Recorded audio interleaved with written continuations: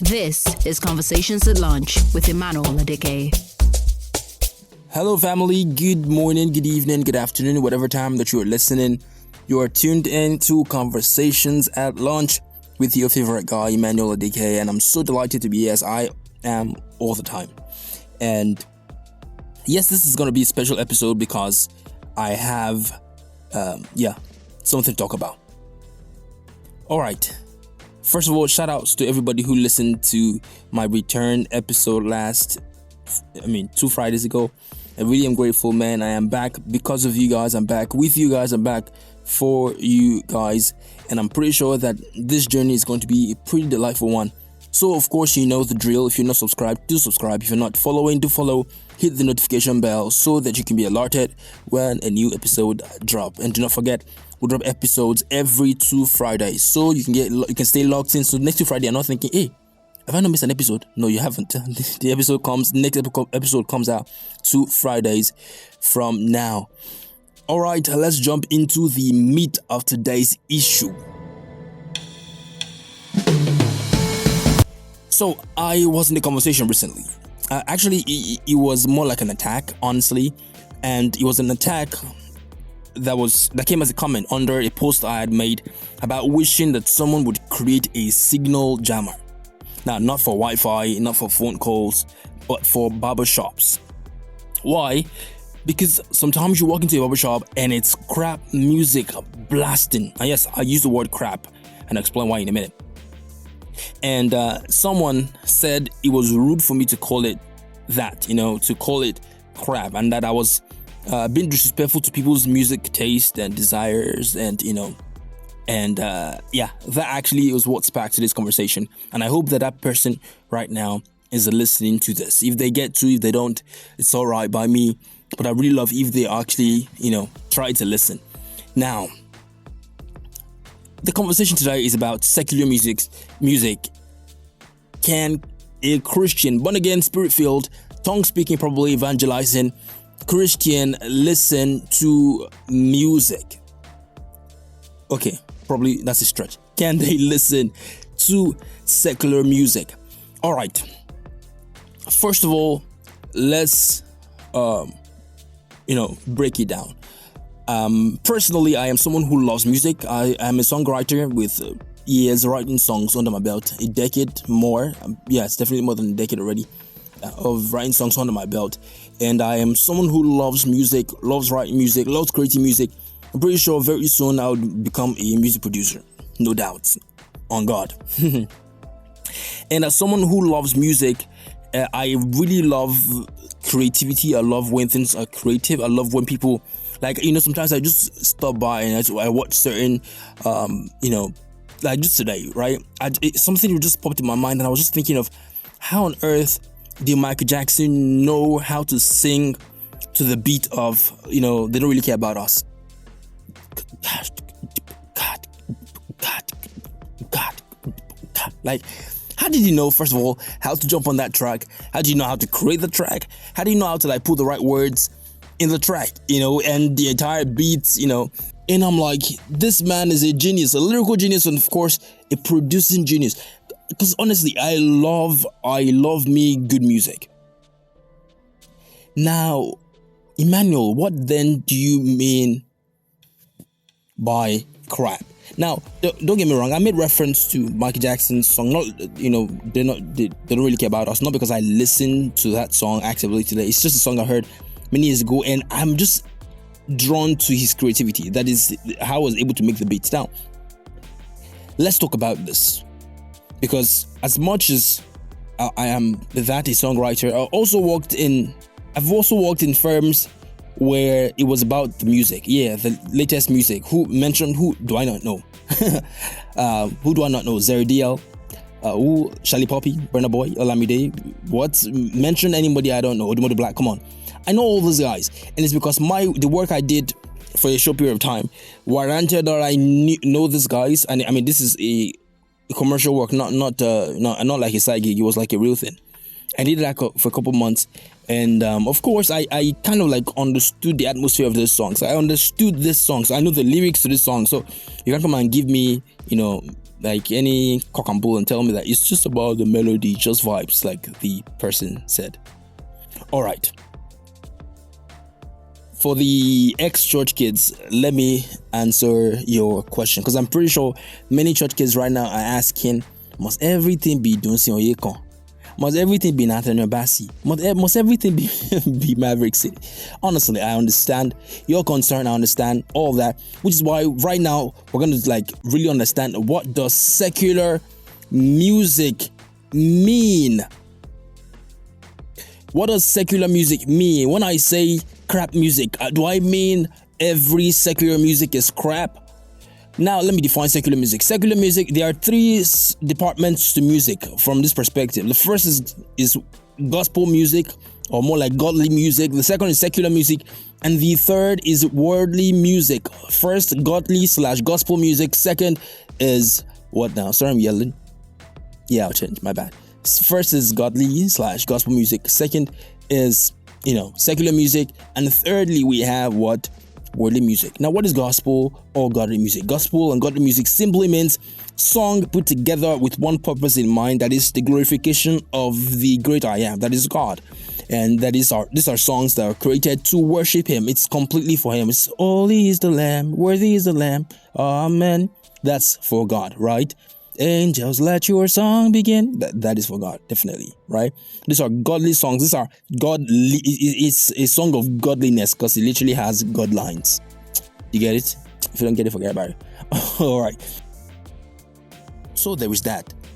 Now, the other hand, we have what we call secular songs. Now, what are secular songs? Secular songs are songs that are done for an audience, and the audience is not God in this sense. The audience could be your wife. The audience could be, people who are going through the kind of things that you've gone through in the past. Now, of course, you can have the word God in there, but that doesn't necessarily mean it's a gospel song. You get it? So a secular song is a song that's written not in glorification of God, right? Of course, not like it doesn't glorify God, right? But I'm saying it is not like written specifically for that purpose, but it is written to address other issues. For example, for those who are like, every secular, you should never sing secular songs as a Christian. Okay, do you not sing Happy Birthday to You? Good, that's not a Christian song. I hope you know. I mean, Feliz Navidad, that's also not Christian. I don't know if you know.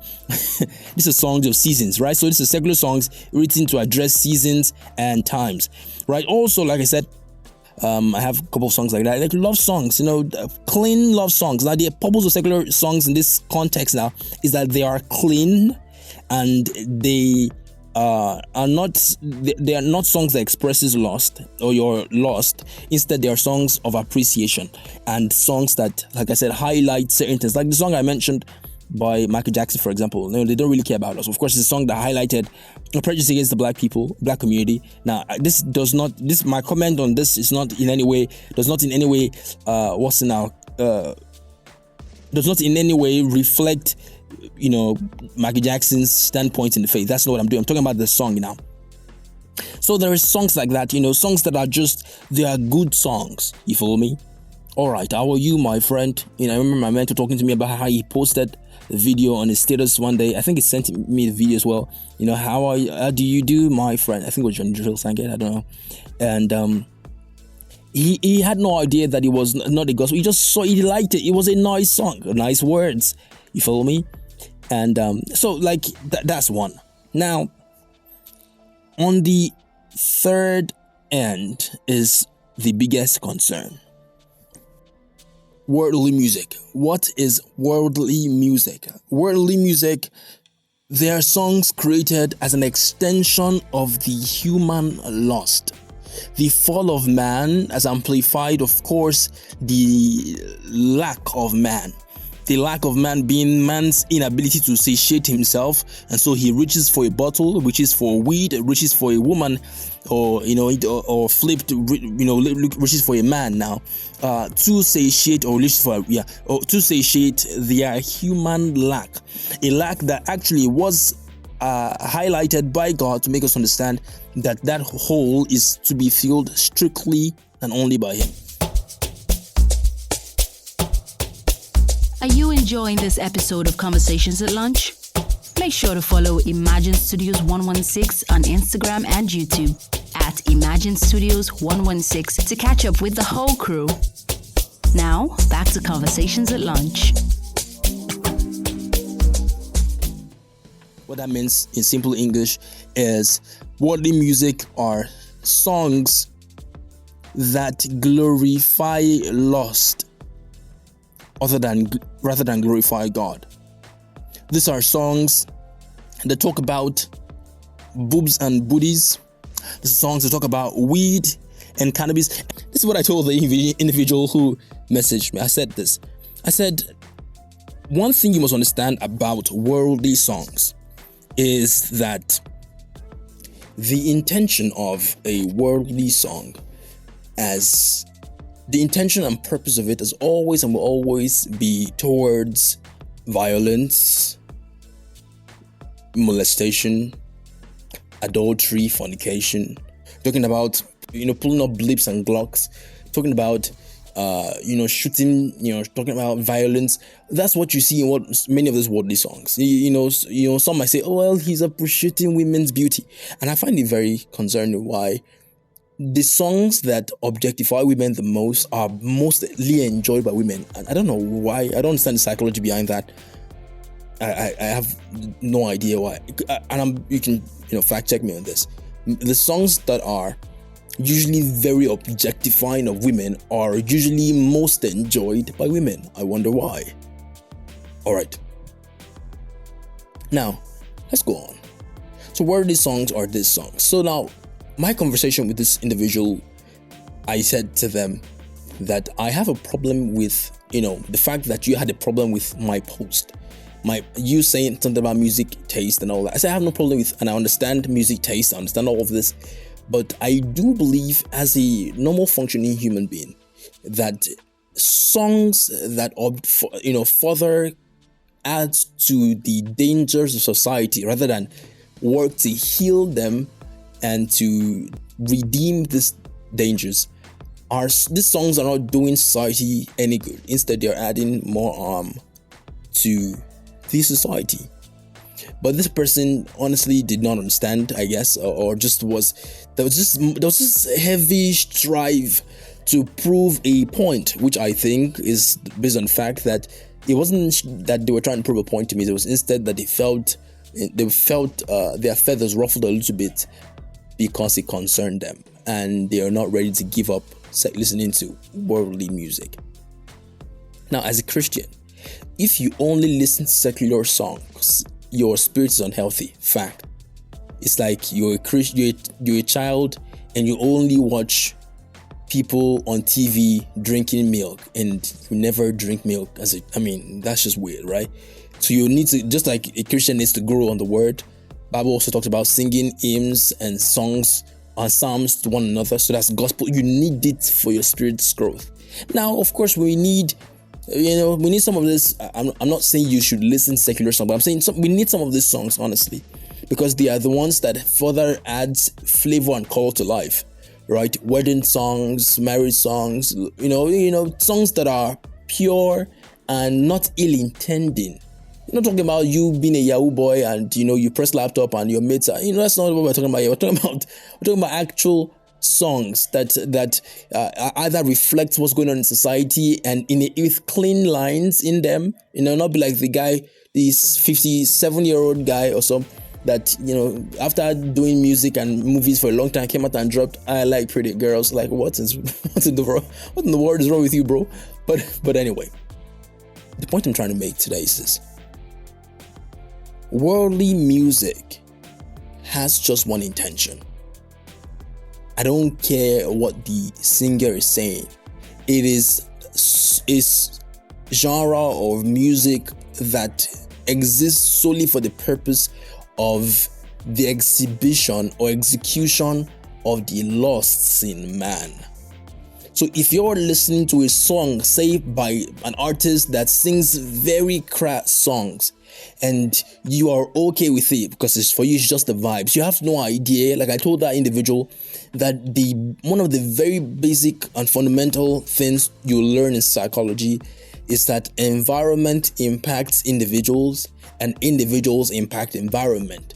Environment impacts individuals and individuals in turn impact the environment. What that means is if you keep listening and you are surrounded by a group of people or sounds that amplifies a certain kind of life, do not be surprised when you start to live that kind of life.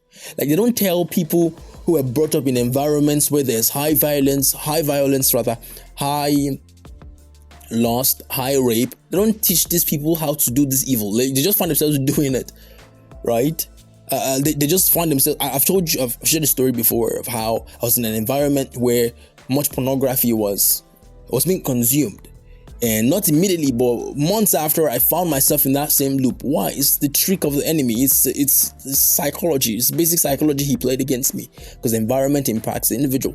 And so if I listen to songs that refers to women as prostitutes or whores, for example, you don't think it begins to warp my mind and begins to influence how I begin to see women, afterwards. So if my girlfriend or my wife does act a certain way, I tell her, hey, you belong to the streets. I'm like, what? That's just making sense. So I really hope that we would step back from that bubble and understand that the enemy doesn't have to put a gun to your head to change you or to affect your life. Sometimes all it needs to do is put the wrong thing in your ear. I'll say it again. The enemy doesn't need to put a gun to your head to change you or affect your life. Sometimes all it needs to do is to put the wrong song in your ear. I think that's for somebody. The wrong song in your ear. I mean, should we start talking about the spirits that sponsor these songs? I mean, I know it's the same 8-octave keyboard that, Don't See How You uses, that, Dr. Dre uses in the US. I know it's the same 8-octave keyboard, probably. But you see, it's not just about the tune. It's about what sponsors it. A tune that alludes to lust. That's the lust of the flesh, the lust of the eyes, and the pride of life. Or a tune that glorifies God and, helps you in a certain way. Now, it's your choice. It's your choice. Worldly music has never saved a life. I don't care what you say. When I say save your life, it's not about saving a life from suicide. I'm talking about like eternal damnation, that kind of saving. Yeah, worldly music has never done it. I am someone who I am very protective of people around me. I can't be outside and see someone call my mama a very derogatory name, or call my lady, address her with a certain language that I wouldn't even call myself. Then how much more God is seeing people referring to his daughters, his children, and he's seeing them referring to them with the B word, with the H word, calling them hoes and all these things. Like, I'm sorry. Like, do you think God is in heaven saying, wow, word, Rema, word? Like, no. He's in heaven and he doesn't like it. We are always creation, for crying out loud. I believe the respect begins with two choices like this. I no longer listen to secular songs that glorify lust. Sometimes it's very easy to put both of them in the same category, and I understand why we do that. Yeah, I do. But I'm saying the posture for every believer is this: it must give God glory. If it doesn't, the point I'm making is it must give glory to God, not flesh, not lust. I hope that you've learned a thing or two today, and I hope that you can dialogue with me. Comment section below. Let me know what you think. Do you think I'm wrong? Do you think I'm right? Do you think I didn't explain well? Do you think I over-explained? Do you think, what do you think? Let me know what you think. I won't listen and reply to everything though. I think especially if I have already said it here, but I want to know what you think regardless. Comment down below. Let me know. I love you. Thank you very much. And to that individual, I think you understand, and I hope you understand now what I mean. When I say that some of the songs that we listen to contributes to the ills of society, I don't mean it caused them. I'm saying it contributes because environment impacts individuals and individuals impact their environment. So go out today knowing that you can impact the world. Don't wait for the world to impact you. It's moral decadence and things like that. Romans chapter 1 says that because they have chosen not to retain the knowledge of God, He has handed them over to reprobate minds. I hope that will not be you. I love you, and until next time, ciao, ciao, bye-bye. Pretty sure you enjoyed this episode of Conversations at Lunch. Make sure to subscribe and turn on notifications to be alerted when a new episode drops. This podcast was powered by Imagine Studios 116.